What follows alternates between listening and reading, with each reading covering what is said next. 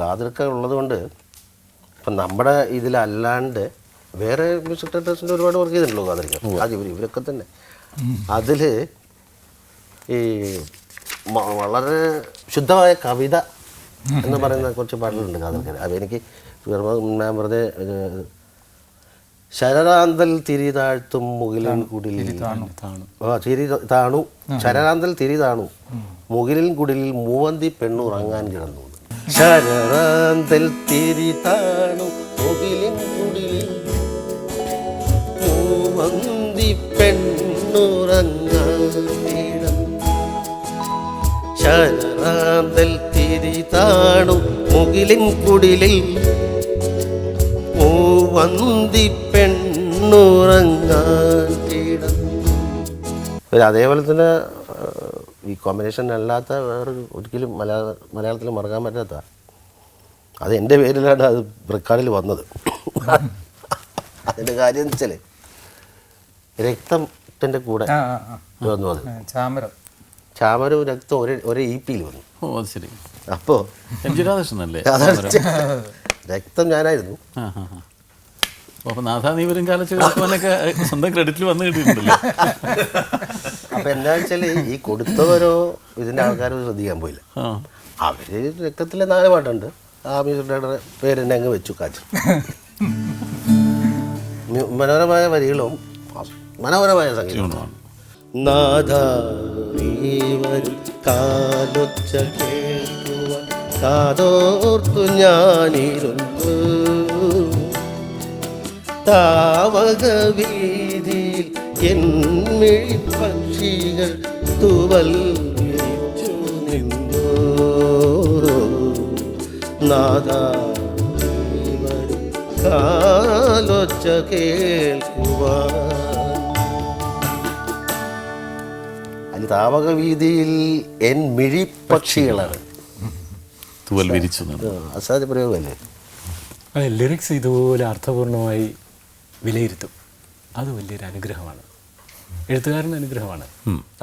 ചില വാക്കുകളുടെ കോമ്പിനേഷൻ നമ്മൾ പ്രതീക്ഷിക്കാത്ത ഒരു അർത്ഥതലത്തിലേക്ക് നമ്മളെ കൊണ്ടുപോകും.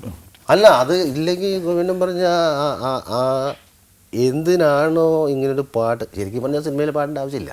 അങ്ങനെ ഐതർ ഒരു സൗണ്ട് ഓഫ് മ്യൂസിക്കോ അങ്ങനെ ഒരു മ്യൂസിക്കൽ സബ്ജക്റ്റിലല്ലാണ്ട് അവർ പാട്ട് ഉപയോഗിക്കുന്നില്ല. ഇപ്പം നമ്മുടെ പഴയ കാലം തൊട്ട് ഒരു ശീലമാണ്, നമ്മുടെ ഒരു സെല്ലിംഗ് പോയിന്റ് ആയത്. അതല്ല, നമ്മൾ പ്രേക്ഷകനെ നേരത്തെ പറഞ്ഞ പോലെ വേറൊരു തലത്തിലേക്ക് കൊണ്ടുപോകുന്നത് പാട്ടിൽ കൂടെയാണ്. നമ്മൾ കഥ പറയാൻ ഉപയോഗിക്കുന്ന ഇന്ന ഒരു ആവശ്യത്തിനാണ് നമ്മളത് ഉപയോഗിക്കണമെന്ന് പറയുമ്പോൾ ആ ആവശ്യം നിറവേറണം. അല്ലാണ്ട് ഈ എഴുതുന്ന ആളുടെയും കമ്പോസ് ചെയ്യുന്ന അവൻ്റെയും മറ്റേ മ്യൂസിക്കൽ പ്രാഗാൽഭ്യം ഒന്നും അവിടെ കാണിക്കേണ്ട കാര്യമില്ല. അല്ല, ഇപ്പം കണ്ണീർ പൂവിൻ്റെ കവിളിൽ തലോടി എന്നുള്ള പാട്ട് നമ്മൾ കേട്ടിട്ട് മോഹൻലാൽ വയലിൽ കൂടെ അങ്ങോട്ട് നടന്നു പോകുമ്പോഴാണ് നമ്മൾ നെഞ്ചുരുകുന്നത്. അതൊരു സീനിലൊരു ഡയലോഗ് പറഞ്ഞു കഴിഞ്ഞാൽ ചിലപ്പോൾ നമുക്കത് കിട്ടില്ല. അപ്പോൾ പാട്ടും നമ്മൾ ഉപയോഗിക്കുന്നത് വൈകാരികമായ ഒരു തലത്തിൽ തന്നെയാണ്. എന്തായാലും നമ്മൾ ഒരു പർപ്പസിനാണ് ഇന്ത്യൻ സിനിമയിൽ പാട്ട് ഉപയോഗിക്കുന്നത്. അപ്പോൾ വികാരങ്ങളുടെ ഒരു തീഷ്ണത ഏതായാലും വിഷ്വലിനും ബാക്കി അഭിനയത്തിനൊക്കെ എല്ലാത്തിനും അപ്പുറത്തേക്ക് കൊണ്ടുപോകാൻ പറ്റും. അതെ, ഓക്കെ.